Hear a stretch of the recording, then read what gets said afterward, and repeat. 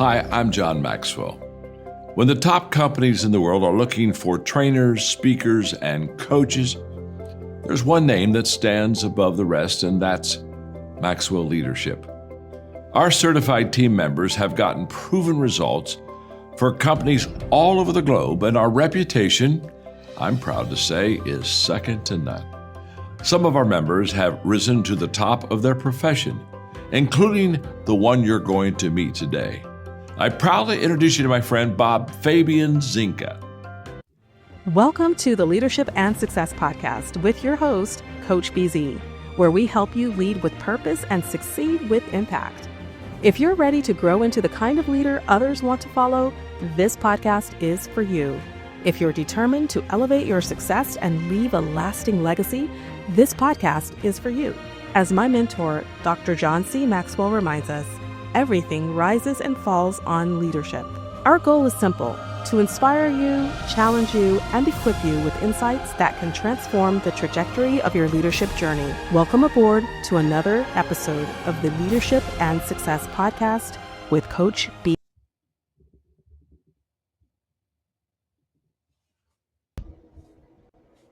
Hey, thanks so much for joining. I'm Joe Peterson. I am the Chief Analyst at ClearTech Research, and I'm here on behalf of the 843 Big Tech Report, Tech Bite, news you can use. Today we're talking XDR. What is it? XDR is Extended Detection and Response, and it collects threat data from previously siloed security tools across an organization's technology stack for easier and faster investigation, threat hunting, and response. An XDR platform can collect security telemetry from endpoints, cloud workloads, network email, and more. Gartner defines XDR as a unified security incident detection and response platform that automatically collects and correlates data from multiple proprietary security components.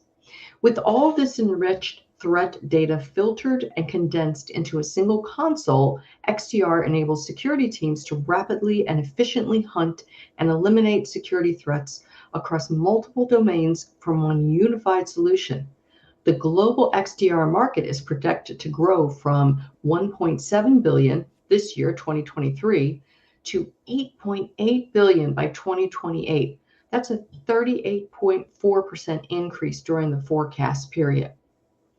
XDR connects data from siloed security solutions so that they can work together to improve threat visibility and reduce the length of time required to identify and respond to an attack. XDR enables advanced forensic investigation and threat hunting capabilities across multiple domains from a single console. So here's a simple step-by-step of how XDR works. Number one, it ingests and normalizes volumes of data from the endpoints, cloud workloads, identity, email, network traffic, virtual containers, and more. Number two, it detects. It parses and correlates data to automatically detect stealthy threats with advanced artificial intelligence and machine learning. Three, it responds.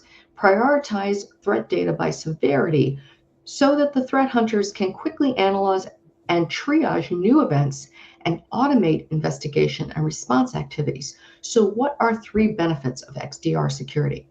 First, consolidated threat visibility. Second, hassle-free detections and investigation. Third, end-to-end orchestration and response. Thanks so much for joining.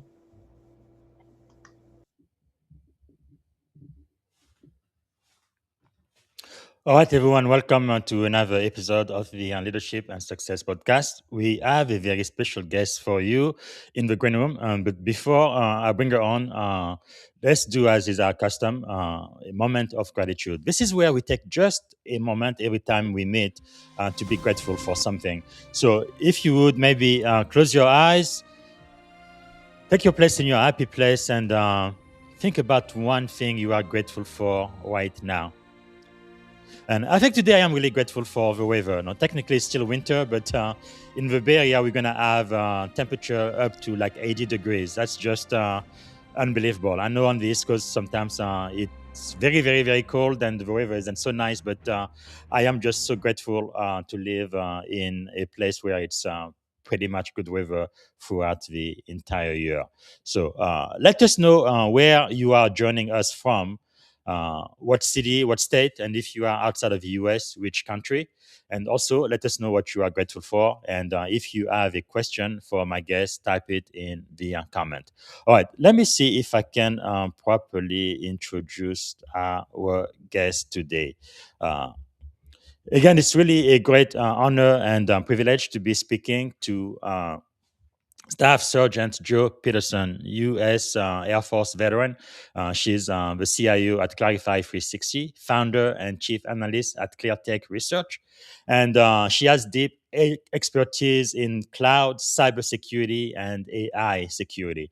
With over 3 decades of experience, Jo has worked alongside CIOs and CISOs across industries, helping organizations simplify complexity, strengthening security, and aligning technology with mission outcome. She's also a globally recognized top voice in tech, advisor to major tech leaders like AWS, Microsoft, Google, IBM, and she's a member of the Forbes Technology Council, CompTIA Advisory Board, and Cloud Security Alliance AI Safety Leadership Council. She's the co-founder of Cloud Girls, advancing women in cloud and emerging tech.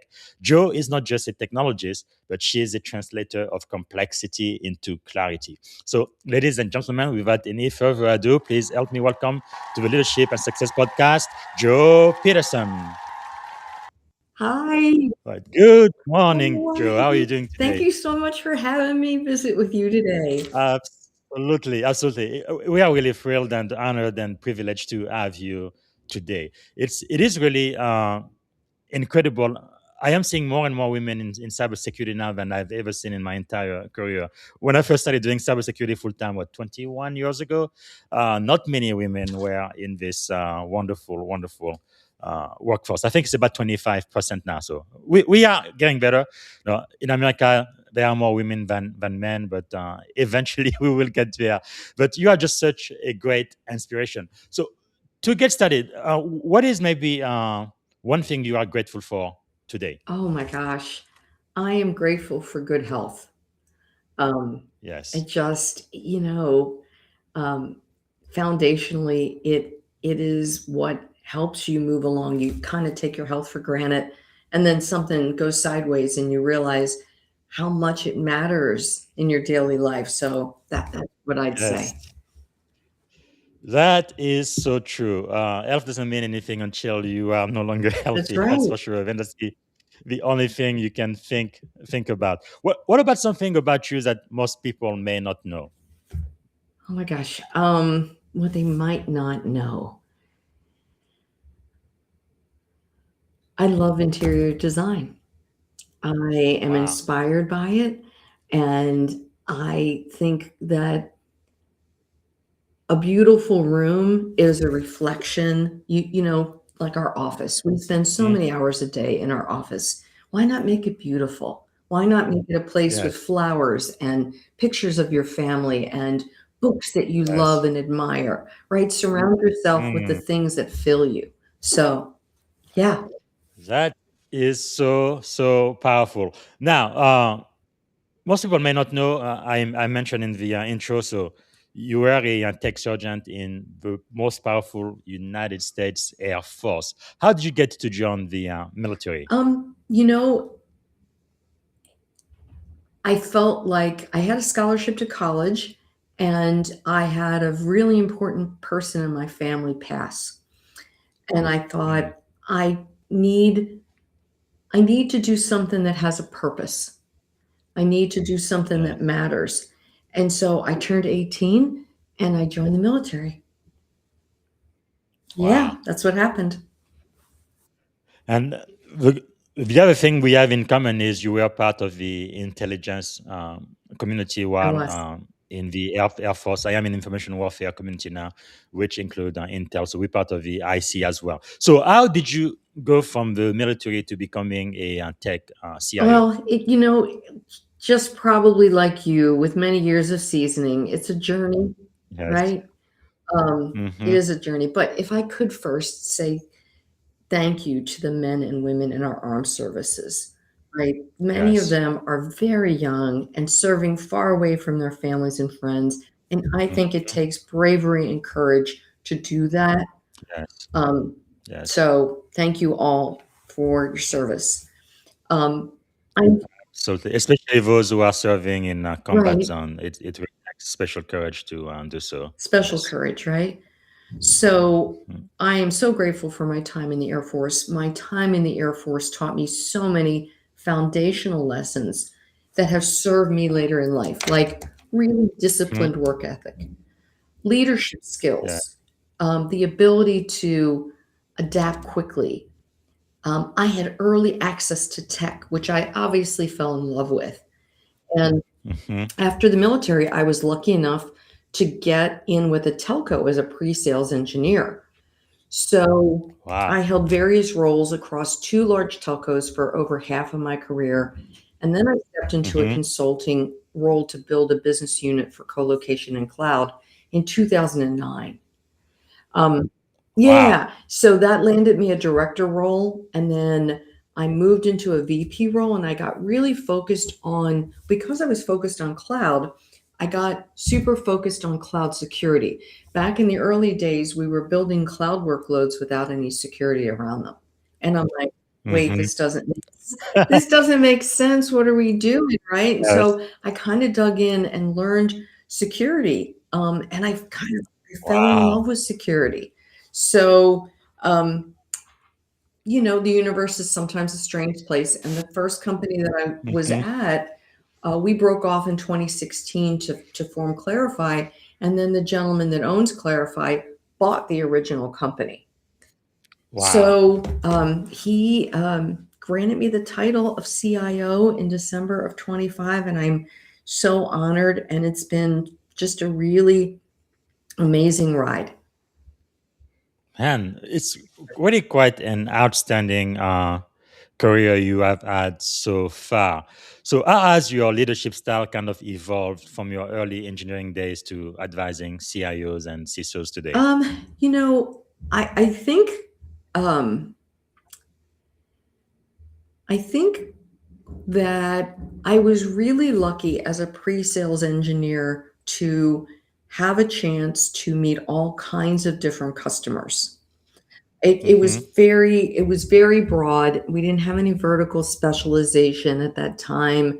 We were rolling old school, and I got to see the good and the kind of the bad, and I got to see how forward Yes. leaders thought, and I got to see how maybe not so forward leaders thought. And that Yes. really shaped the way I approach, um, leading a team. Yeah, and for the forward leaders you really had the privilege to be working with, what do you think are some of the characteristics that really separates them from the rest? They have vision. I Mm. think that vision is that thing, right? Um, and they're able to see forward. And I know that, look, budget is a constraint. I know that sometimes the board Mhm. is a constraint. I know that Yes. other leadership is sometimes a constraint. But what I find is that the people that have vision and are forward thinking don't stay in situations where they're stagnant for very long. Mm. They move on because these Yes. people are what I aspire to be and what I hope to be, a lifelong learner. Mm. Powerful. Yeah, so that's what I think. Yeah, I guess times have truly changed. I guess my when my parents were around, you if you get to college, you feel yourself lucky, and you never have to open another book in your life. Really, you could be working for a single company for I don't know 20, 25 years, get the gold watch, and retire. But those days are They long and are. gone, and They're gone. you have We to have to keep keep learning. we if we're not only just doing our clients a service by keeping on Mhm. learning, I think we're doing ourselves a service. Yes, yes. Wow, powerful. And that's really another benefit I really love in the military. If you can take advantage of it, it's just the opportunities you have to learn, to get degree, certification, and all of that. The military would pay Right. for if you just take the time. incredible. Now, in cybersecurity and cloud, credibility matters, right? It's critical. It's quite important. How do leaders earn trust in highly technical environments like you are in I today? love that question. I think we earn trust by demonstrating competence, by Mm, maintaining transparency, by showing yes. vulnerability, and by prioritizing Mm, psychological safety. So, wow. trust in these environments is an operational requirement, not a soft skill. And what Yes. happens is you get faster collaboration if folks trust you, you get better productivity, you get increased Mhm. innovation. I think that when a new leader comes in, especially, everybody's not sure of his or her skill set, right? And I Yes. think the technical teams in particular, engineers are tough. They're smart and they're tough. Come on.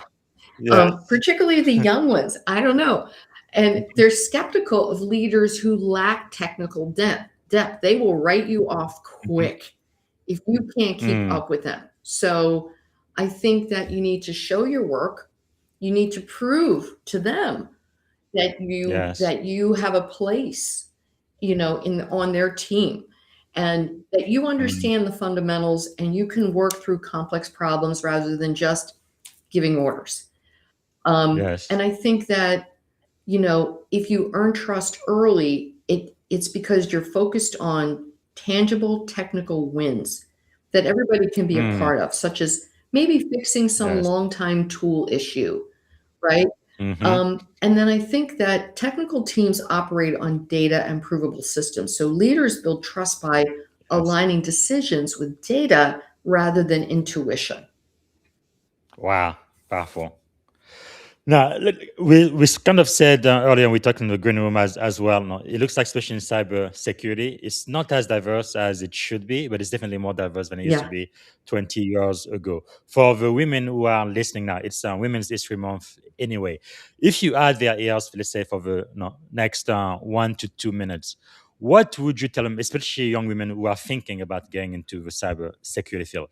What would you tell them they kind of need to focus on or really start doing, let's say, tomorrow? Well, I'm going to say something a little controversial here.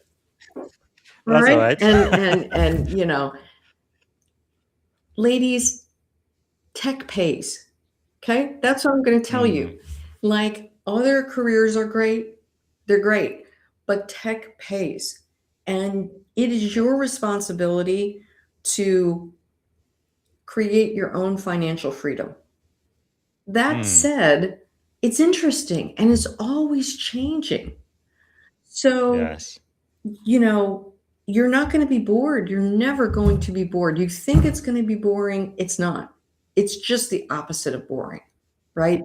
It's Mm, exciting. It's the thing I would tell you is um, every company, if you're coming into a technology role, spend the time, I don't care what your job is, to get a hyperscaler certification, a basic one, mm, right? There's things that wow. people won't tell you. There's a very large consulting firm. I won't say who they are. I'm friends with one of their vice presidents. And she said, when we look at candidates from college and they haven't taken the time to get Mm, whether it be AWS or Azure or Google cert, a basic cert, mhm. we don't even consider them for the role. We Wow. don't even consider them. So these companies expect you to come to the table with a basic Mm, knowledge, no matter your area of expertise in tech, because yes. Wow. the cloud is powerful and you need to understand how it basically works. So that's my advice. Hmm. Powerful, powerful. Yeah, I guess it also shows, when you spend extra time and a little bit of money pursuing, a Right. industry cert, it shows that you are really willing to learn and you can learn that motivation, that reliance, and yeah, some employers like to see that for sure. But now, what about maybe young ladies who are serving in the military right now, enlisted or officer transitioning into the civilian It world? That could be quite daunting for a lot it of is. service members, right? And looking back at your own service, what mindset or maybe skill would you say translates best, and what gaps should they prepare for? Yeah, you I think that's a great question. So the tech industry values the mission first mindset that military folks bring. And that translates Yes. well to cybersecurity, IT ops, cloud management, and project management, because that person that is coming from having just served is more than likely leveraging a combination of really high pressure problem solving skills, rapid Mm-hmm. adaptability, and disciplined teamwork. So I'm interviewing somebody from the military and I know they know how to take orders. I know they know how to fit into a Yes. team, right? Yes. I know those things. But back to the certs thing, get your certs. Go get your certs. Mm. It matters, right? Something. Show me that you Yeah. care and that you're trying. And then I think that the other thing is on your resume, translate military to civilian speak, because Yes. people that haven't come from a military background don't know what a platoon commander is. Better to say something like, "Oh, I managed a 30-person team delivering ops." They'll Yes. get that, but they're Yes. not going to know what a platoon Yes. commander is. So Wow. make it easy for them to like you and hire you. Wow, I love that. Very, very great advice. Let's talk a little about cloud cybersecurity and AI leadership. Okay. So, if we are trying to kind of cut through the noise, there is a whole lot of hype about AI and cloud, especially AI these last couple of days. How do leaders kind of separate signal from noise? I think that's a great question. I think that to separate Oh, by the way, you're gonna be saying that over and over again, so we can just skip it, so I can have more time talking to you Oh, today. okay. Do you want me to tackle Good. this question? No, yeah, no. I was just kidding, but you work. You laughed. So yeah, how do you separate the signal from the noise, especially with AI? I think that leaders have to focus on tangible business value always, Yes. forever, right? As an engineer, and Yeah. this is true, we love shiny things. We love them. We love them. Yeah. We Yeah. love tools. We love to play with tools. We love to solve problems. We love Mm, shiny things. But you've got to go, wait a second. What value is this mm, giving me? You know, can I get some measurable ROI out of yes. this? The signal is defined by solutions that embed into daily workflows, that solve specific Mm, problems, that improve over time.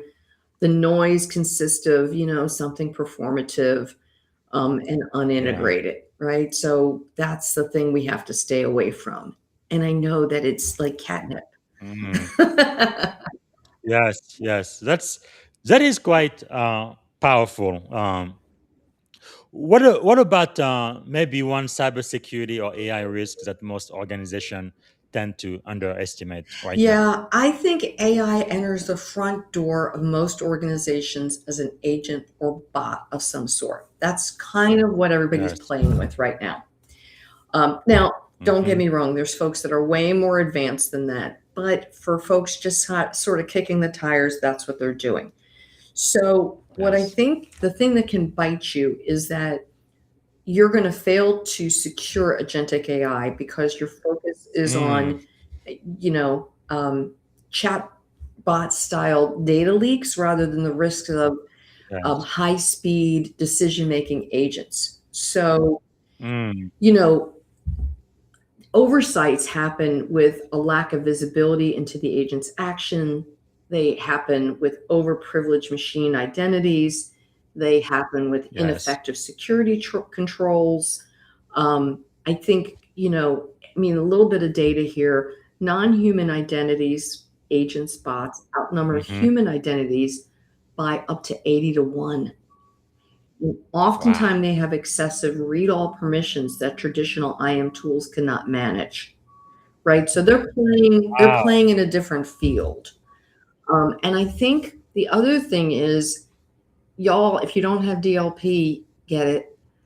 Data loss prevention relies on human-like actions like emailing a file, but agents bypass this by Yeah. using APIs to exfiltrate data, and it doesn't trigger standard alerts. Mm-hmm. So I think that's what's happening too, right? So Yeah, I think agentic AI is going to bite you if you're not prepared for it. man. And one thing with AI is it changes so quickly. Right. It's really kind of tough sometimes to just keep up, but that is so important. Thank you for sharing that. Uh, when you are advising CIOs and CISOs, what are kind of some of the top 2 to 3 conversation happening in boardrooms today? It's so interesting. It's really changed and matured.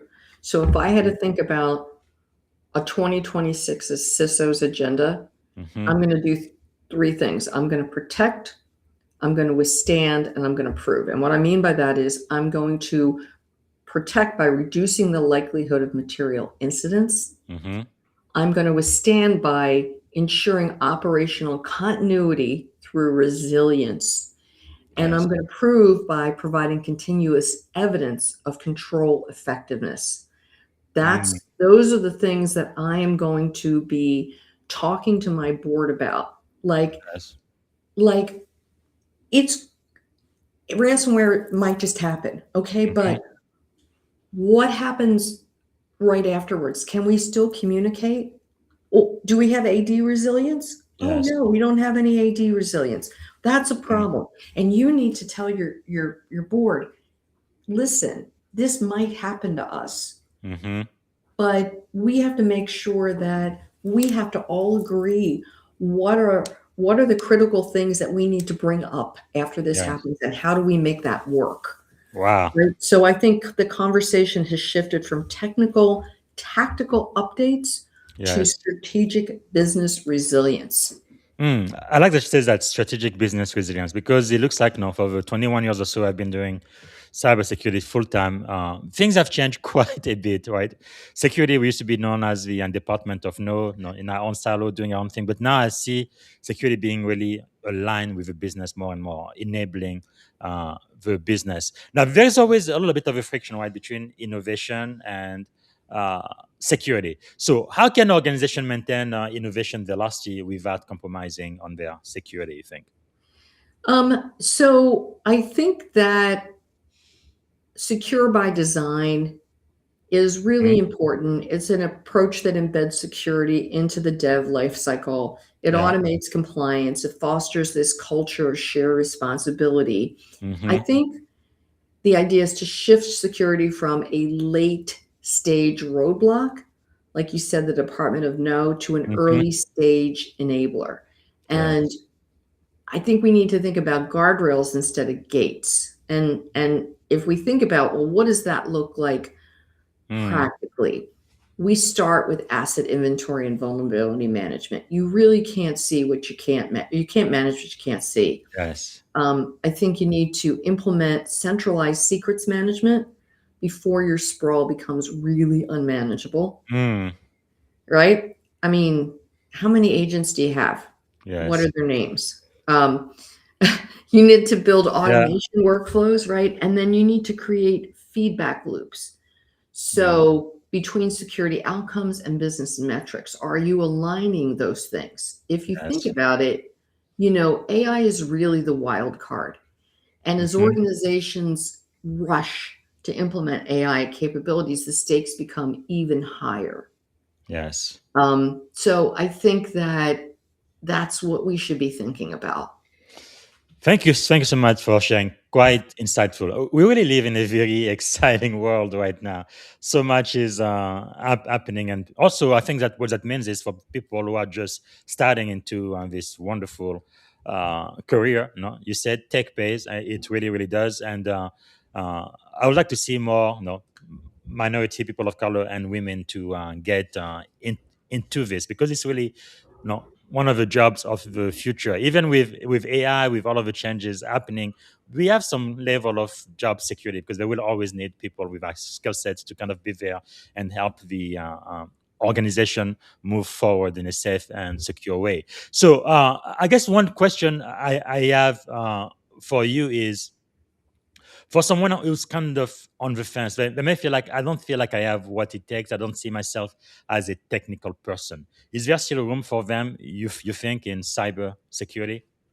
Oh, absolutely. Because because you don't have to be particularly technical to do every job in cybersecurity, Sure. right? You could be a project manager that maybe is keeping the team um, aligned with the goals that they've set out for the year.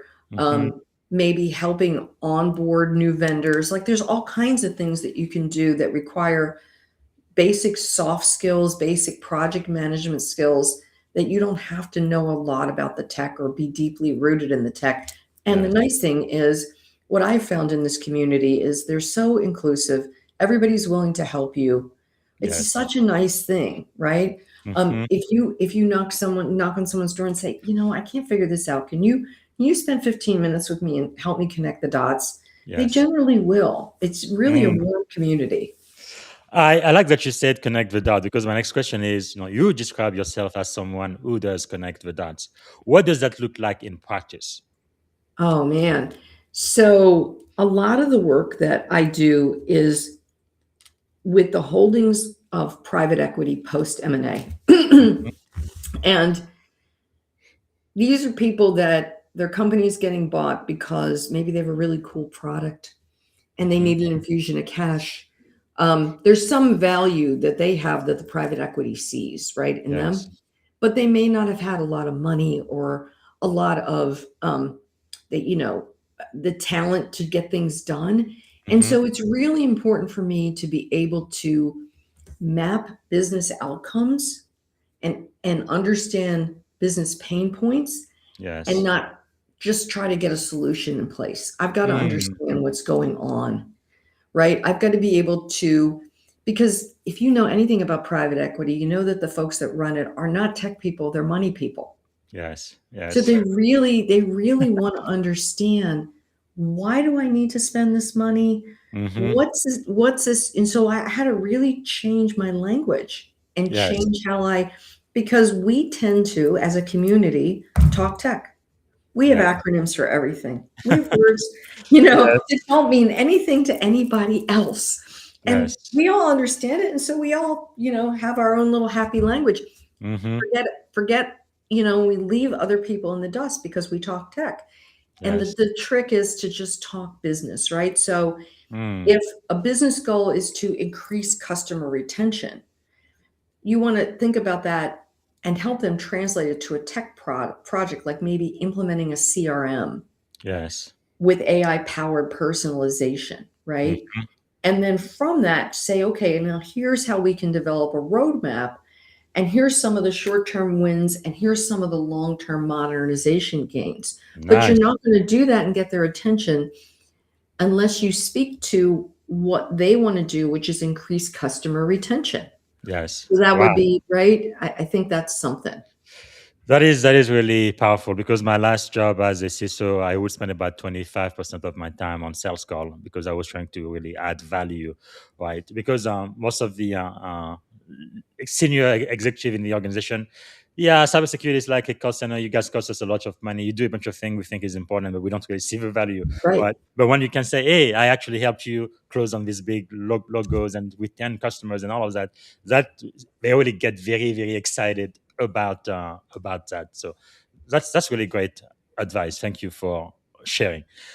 Now let's talk about your influence, thought leadership, and personal brand because you've built a very strong voice across LinkedIn, YouTube, and the industry. How did you intentionally, or maybe it was intentional, grow your influence to such a point? Uh, you know, Here's the thing. I got really lucky and I met some folks. I'm going to call out two people that I really admire, Evan Kirstel and Tamara McCleary. Hmm. Over 10 years ago on Twitter, I had no idea what I was doing, none. And these powerhouses taught me the power of finding a niche you're passionate about and focusing on that. And Mm, that, and they taught me about the power of consistency, the yes. power of valuable content, and then engaging authentically with your network. Mm, So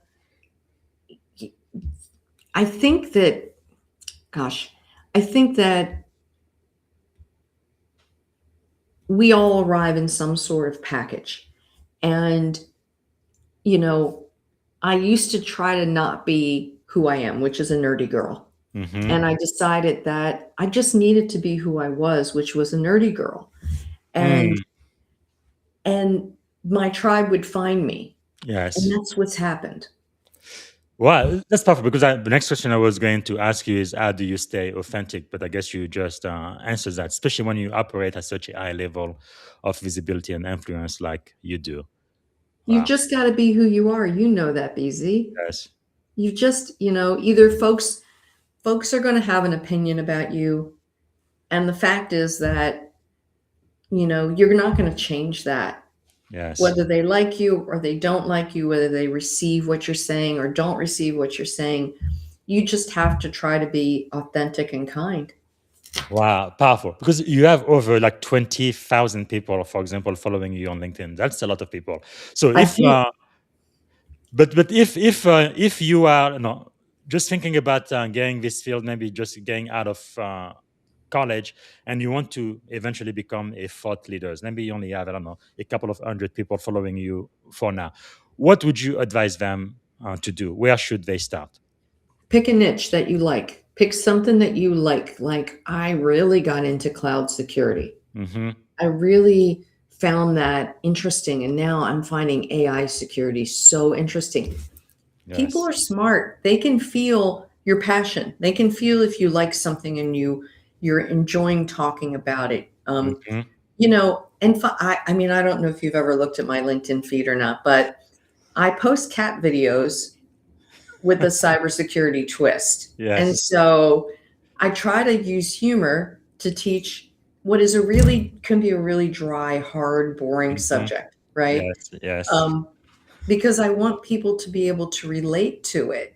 I would tell them be consistent, post daily. Mm.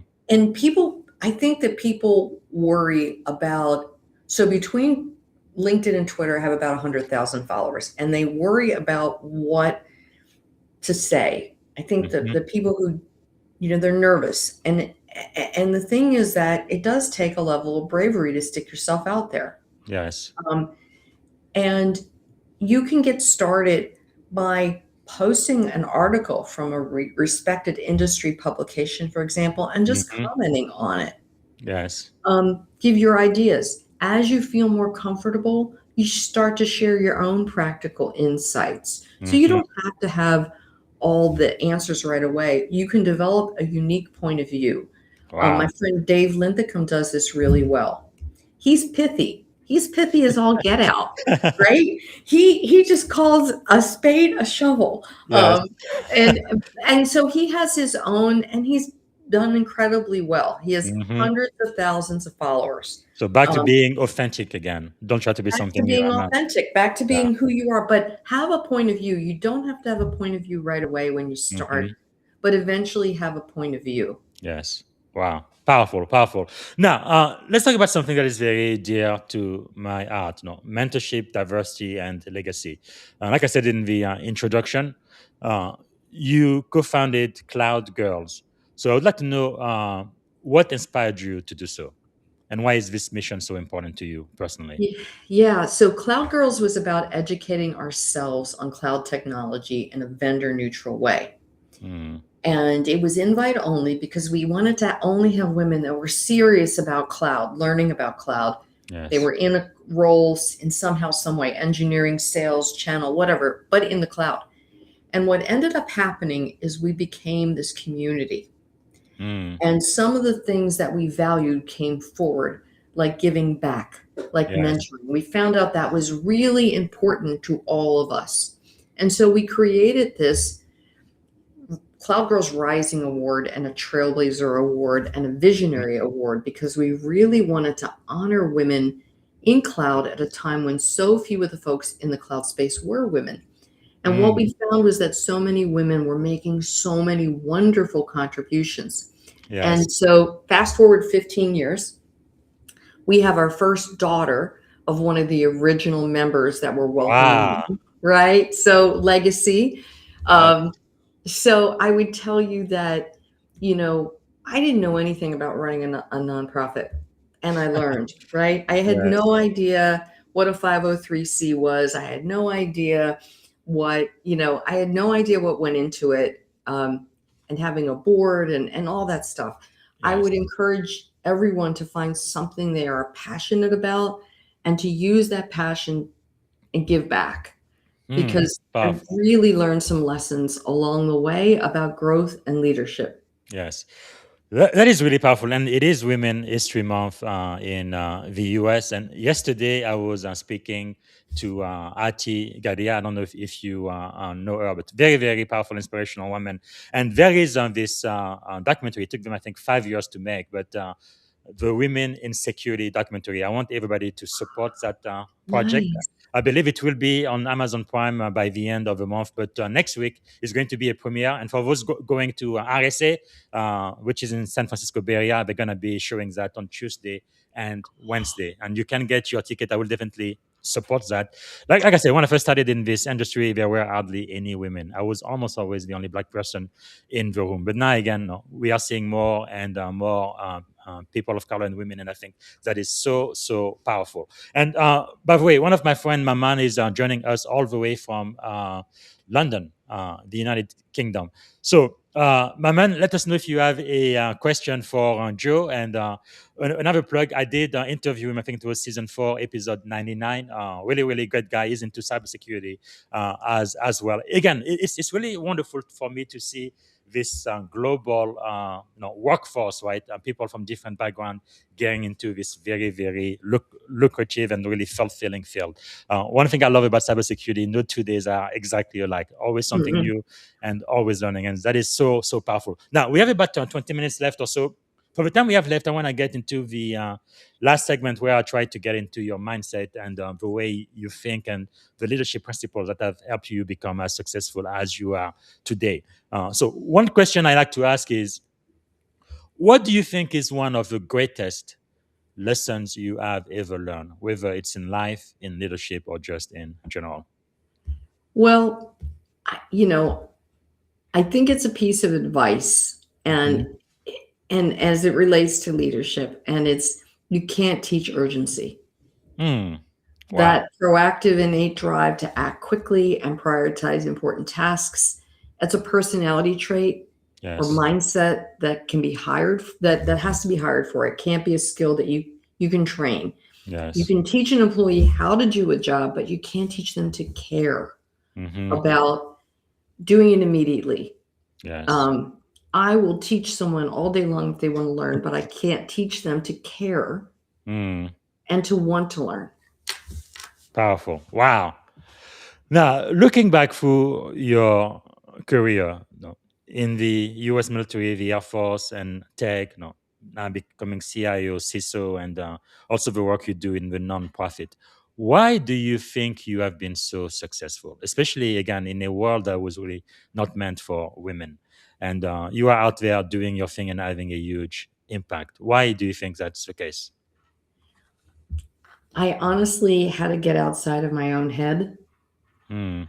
and just keep my head down and keep doing what I was doing, because I figured that if I kept my Uh, head down, that the brush would clear eventually.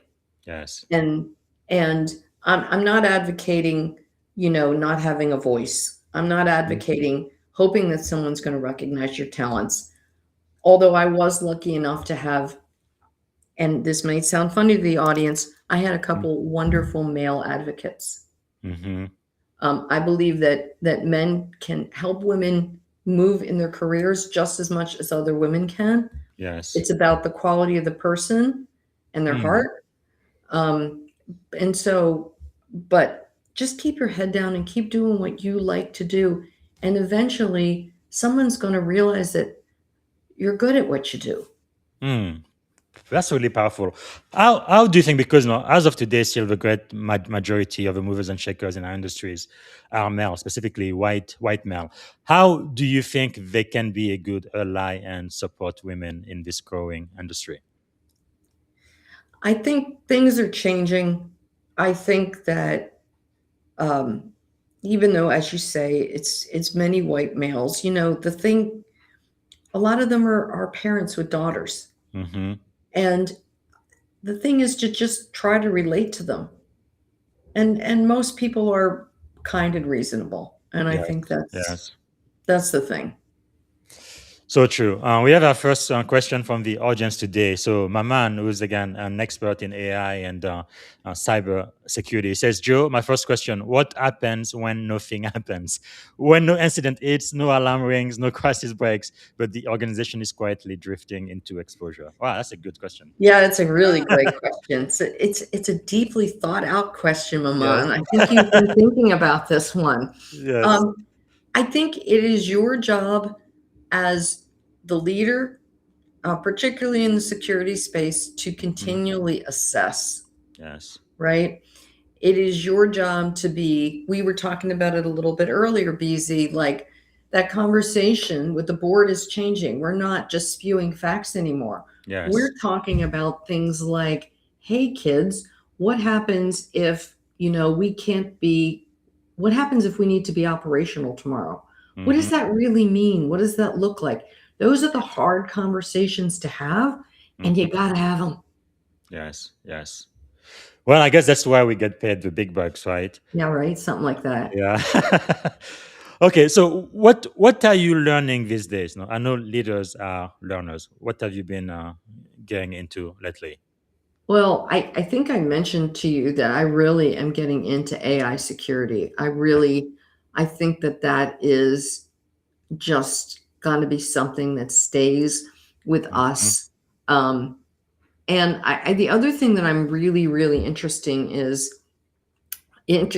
in is, so I came up the network side of the house, Mhm. and um, I started rethinking the OSI model as an AI OSI model. Huh. So what would the OSI model look like at its 7 Yes. different layers Mhm. as we're looking at AI workloads, because AI workloads operate differently. So if we could Yes. reconstruct that, and I've been playing with that because Mm. it's very different. And then how are we going to integrate traditional workloads with the AI workloads? Do Yes. they need to be, are we going to segment them off? What's that Mm. going to look like? So it's interesting to me. Quite interesting. I think that's going to be your next best-selling book, right there. That's something we definitely need to hear more. It's something is really really funny for everybody who's been in the industry for long enough. Eventually, even everybody when they first start, right? Everybody is a novice. You don't know anything. You have to learn everything, and it can be overwhelming. But Mhm. after a while, though, you start becoming a thought leader, like you, an influencer, going to conferencing. It's not just listening to people speaking. You are the one who's actually speaking, and people come to listen to you. It's like, what is going on, right? It's just incredible. So I guess for those who are listening, you just have to take one step at a time. Be Mhm. passionate, be authentic, and really, put your passion in things that you are really concerned about, things that excite you, and start, like you said earlier, don't be afraid to share your opinion. Not everybody may think like you, but some people are going to start listening, and before you know it, you're going to be so busy going from one conference to another because people want to know what do you think. And it is a wonderful feeling, actually. Looking back when I first started in cybersecurity, 21 years ago, and where I am now, it's like, wow, what happened, Yeah, and right? this What this happened? field is just evolving. Now we did talk a lot about your successes, which we should, and we want to celebrate that. But what about failure? How has Oh failure gosh. shaped your life? Um, I think that I'm reminded of a time when I told you I worked for Fortune 500s for a really long time. Hmm. And I was moving along, grooving along. I was happy. And we had a leader come in, and the leader decided that they were going to save a bunch of money. And they took a bunch of accounts without really looking at the marketing. Big customers, Hmm. maybe little spend. They didn't really, and they moved everything to a call center. So they Mm. just looked at the bottom line.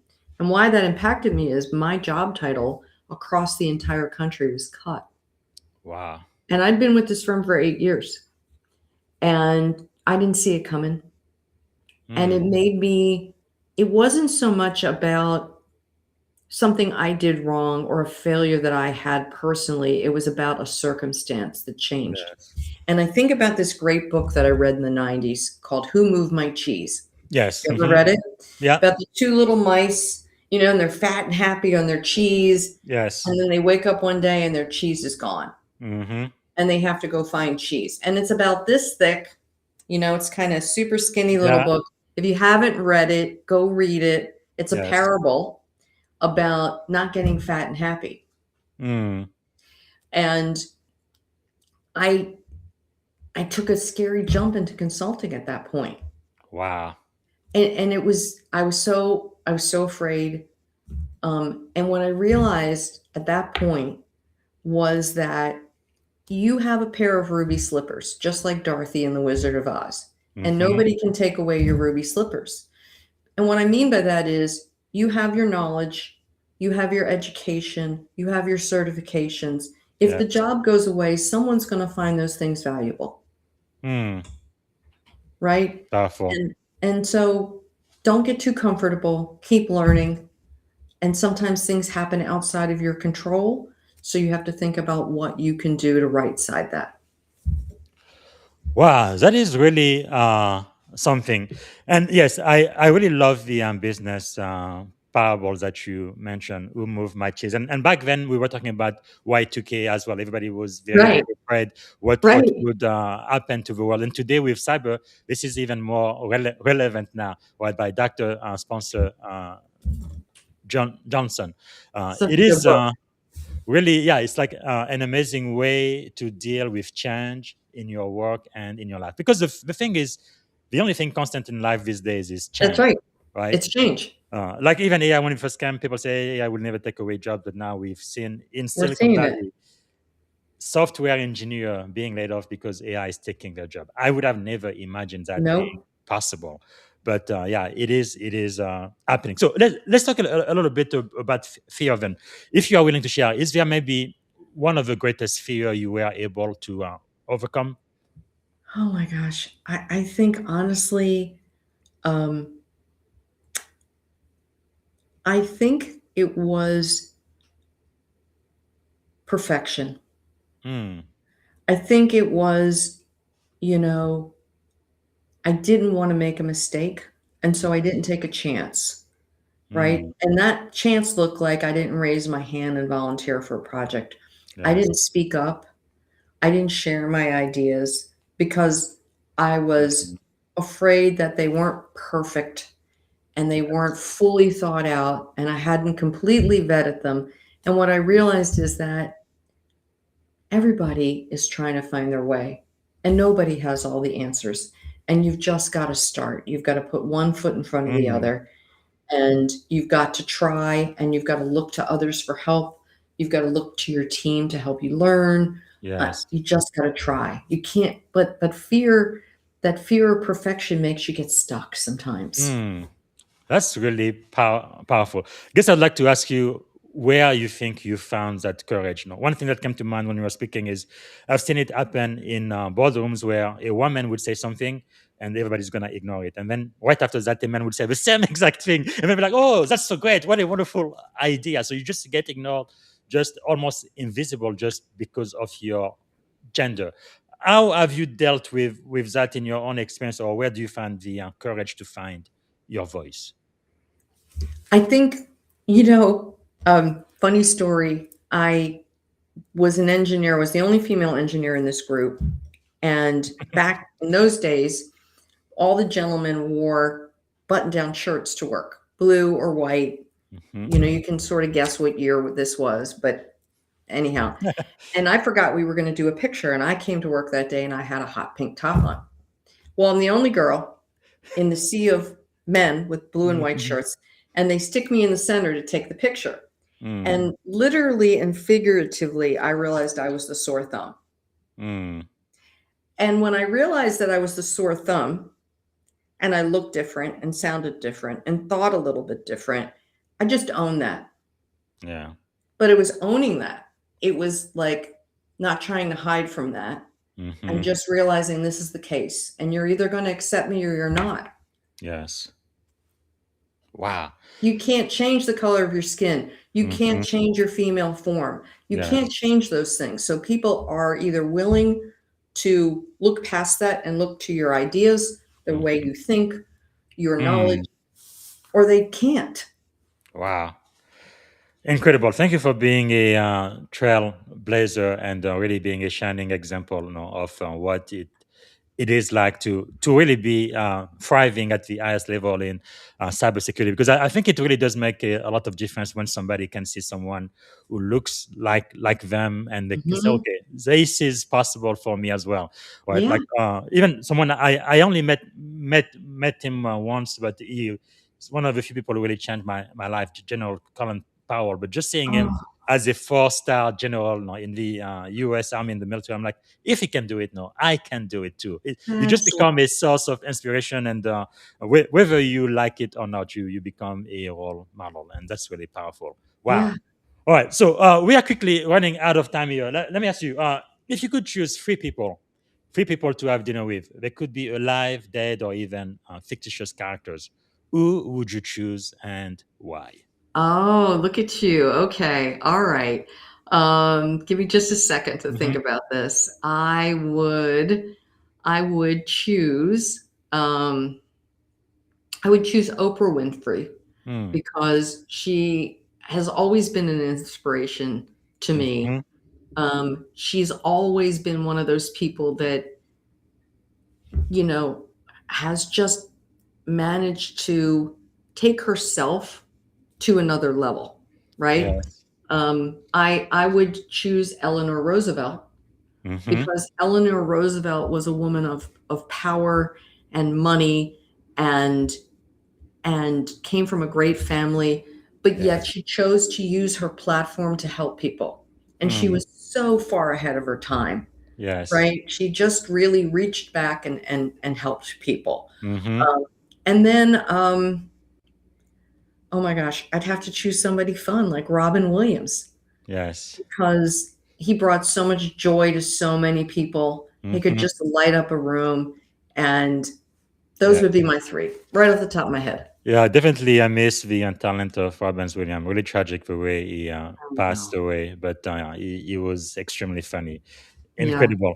Okay, you've already mentioned this book, Who Moved My Cheese. Is there another book you would recommend to my audience? We do read a lot here. Yeah. So since we're talking about women and we that's been a thread through the Hmm. conversation, I really like the book Playing Big, Hmm. Okay. Practical Wisdom for Women Who Want to Speak Up, Create, and Lead. It's written by a Yes. woman by the name of Tara Moore.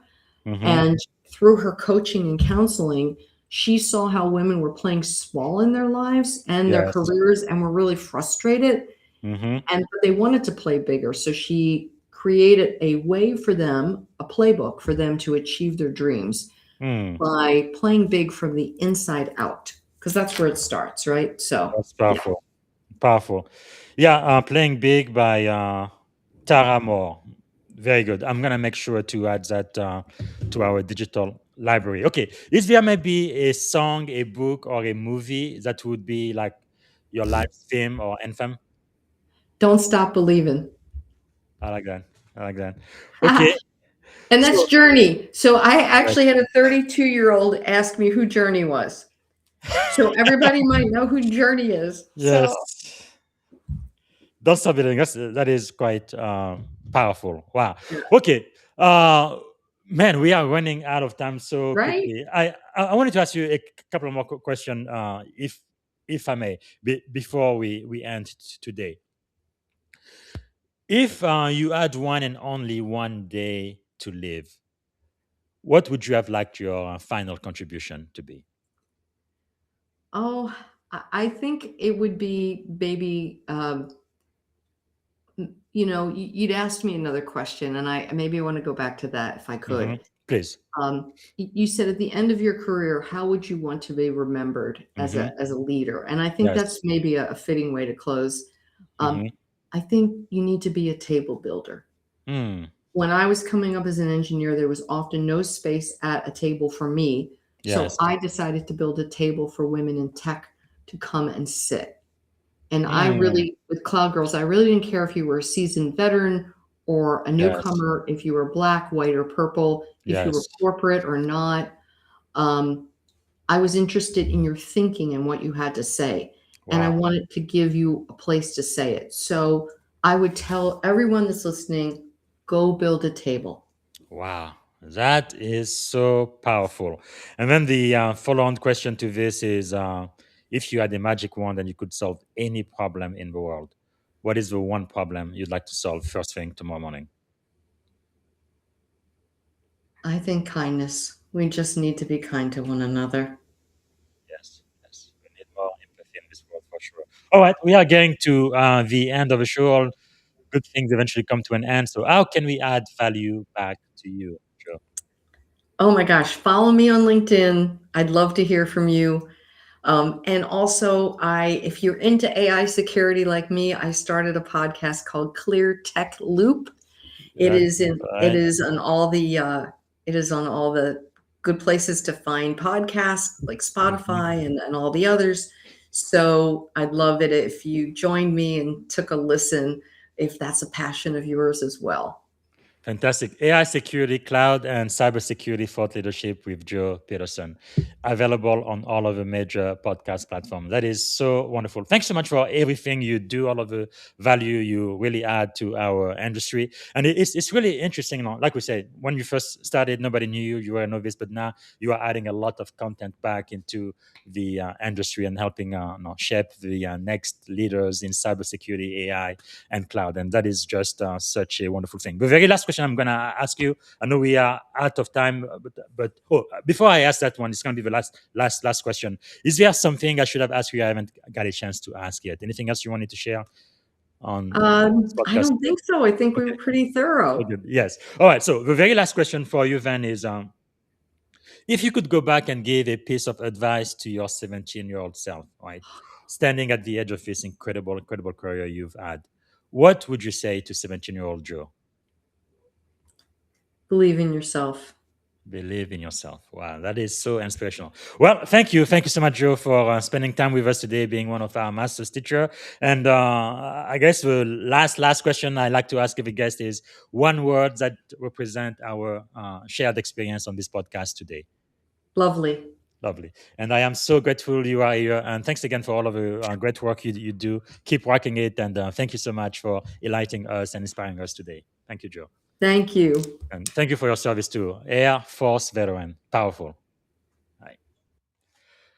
All right, everybody. This is one for the book. Again, follow Joe. She's just a terrific leader. If you want to get into cloud, cybersecurity, and AI, she is the person to follow. So, really grateful she took the time to talk to us today. But as you guys know, we celebrate Black History. Uh, I guess it's Black History Year now. We did that during February, every day in February for Black History Month, but 28 days is not long enough. So we've decided to celebrate Black History for the remaining of the year because no, Black History is American history. And today, the person we are going to honor, I did mention him throughout the podcast today, one of my dearest mentor, General Colin Powell. He's really affected my life in ways I couldn't even imagine. He was the very first, not only chairman of the Joint Chief of Staff, but even before that, the very first African American national security advisor. And then later on, as you know, he was the very first Secretary of State of the United States, African American. So just a great guy all around, a true American hero, and we want to celebrate him today. And I also want to remind you that tomorrow I will be back and I will be speaking. Let me find her. Here she is with Aubrey Bergauer. She's the best-selling author of Run It Like a Business. She's going to be here tomorrow. I hope you can join us. And then on Friday, I will be speaking to is a veteran, Lieutenant Rick Gordon, U.S. Navy. Is a submariner, if you can believe that. We're going to be talking about from submarine to startup, leading in high-stakes environment. He's a ecosystem builder, a strategist, and a mission-driven leader. So Lieutenant Gordon will be here. And then on Sunday, I'm going to go back to the ancient wisdom and leadership lesson from the book of Proverbs. Right? This is not a religious broadcast. It's going to be about finding that wisdom and leadership lesson from more than 2,000 years ago, which is still relevant today. So now I am using artificial intelligence to give us like a 15-minute recap on the lesson we had on January 20th, 2026. We went through each one of those books in January, each chapter every day from January 1st to January 31st. Okay, that's all I have planned. Oh, also, I guess I need to mention this today. I'm actually going to be speaking at the CIO and CISO think tank in San Francisco. For those who've registered, I look forward to talking to you there. I am going to have a keynote presentation this morning and then a closing panel toward the end of the day. And during lunch, I felt like I absolutely had to help them out. I had to go talk to the UNCF STEM Innovation Summit. So they are here. I guess it started yesterday, today until the 20th in South San Francisco. But I'm going to be speaking to about 50 high school kids, most of them Black, African-American minority, going into HBCU, right? Historically Black college and university. I felt like I absolutely had to go there and show my support. I'm going to be speaking about cybersecurity, the impact of AI on cybersecurity and talent recruitment. Basically, a lot of the things we've talked about with Joe today. That's going to be from 12 to 12:30 today. And it's just a great honor and privilege to be adding value like that again, helping shape the future of cybersecurity and helping make our industry a lot more diverse as well. Okay, that's all I have for today. Thank you so much for watching, and hopefully you're going to be back on the podcast tomorrow. We're going to be listening to Aubrey Bergauer live on the Leadership and Success podcast. Okay, before I go, I'm going to play a short video honoring my mentor, General Colin Powell, and that's going to be it for today. Thanks again for watching. Bye for now. Colin Powell, former Secretary of State and Chairman of the Joint Chiefs of Staff, has died of complications from COVID-19. In a statement, his family said he was fully vaccinated. I want to take just a second to express my deepest condolences to Alma, his wife, his son Michael, and the entire Powell family. The 84-year-old repeatedly made history serving 3 Republican presidents. He was the first African-American chairman of the Joint Chiefs of Staff under President George H.W. Bush and the first Black Secretary of State under President George W. Bush. The Army allowed me to climb on the shoulders of the Buffalo Soldiers and other African Americans who had blazed the trail for 300 years of American history. And I hope the day will come soon when all parts of our society do for young minorities what the Army and the other armed services have been doing for young men and women of all color over the years. Born in 1937, Powell was the son of Jamaican immigrants and grew up in New York City. He served 2 tours during the Vietnam War. He then served as military assistant to high-level government officials and a stint as national security advisor to President Ronald Reagan. I've chosen a seasoned professional and Frank's right-hand man here at the White House, Lieutenant General Colin Powell. He also became a 4-star general. As President George H.W. Bush's chairman of the Joint Chiefs of Staff, Powell helped guide the U.S. military to victory in the 1991 Persian Gulf War. As the Pentagon's top officer, he began the reshaping of American forces after the end of the Cold War. His famous prescription for the use of force, dubbed the Powell Doctrine, called for applying military might only with overwhelming and decisive troop strength, a clear objective, and popular support. As Secretary of State under President George W. Bush, he had deep misgivings about the timing of the 2003 invasion of Iraq. But a key moment came at the United Nations when Powell asserted that Iraq possessed weapons of mass destruction. Saddam Hussein is determined to keep his weapons of mass destruction. He's determined to make more. The United States will not and cannot run that risk to the American people. Leaving Saddam Hussein in possession of weapons of mass destruction for a few more months or years is not an option. Not in a post-September 11th world. He later said he regretted giving the speech. But a lot of people counted on you. I know. You changed the ball. I turned the dial, there's no question about it. And that's what the president wanted me to do and what I was supposed to do. You regret it? I regret it now because the information was wrong. Although Powell served 3 Republican presidents, he endorsed President Obama in 2008. He also became more outspoken during President Trump's term in office. We have a Constitution, and we have to follow that Constitution, and the president's drifted away from it.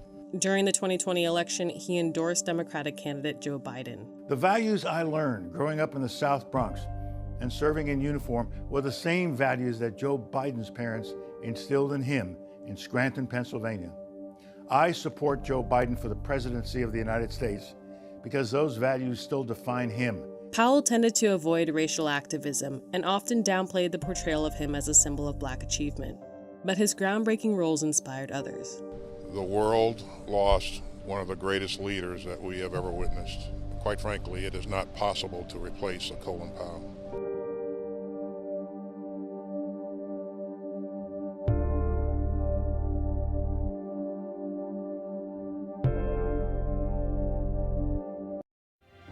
Thank you for tuning in to the Leadership and Success Podcast with your host, Coach BZ. If today's episode added value to your leadership journey, be sure to subscribe, share, and join us again for more wisdom nuggets on how to lead better and achieve greater success. Remember, leadership is the most critical skill of our time. The world will always need leaders to inspire others, drive innovation, and execute meaningful strategy. So why not count yourself among the bold leaders shaping the 21st century? Until next time, stay inspired, stay committed, and keep leading with excellence.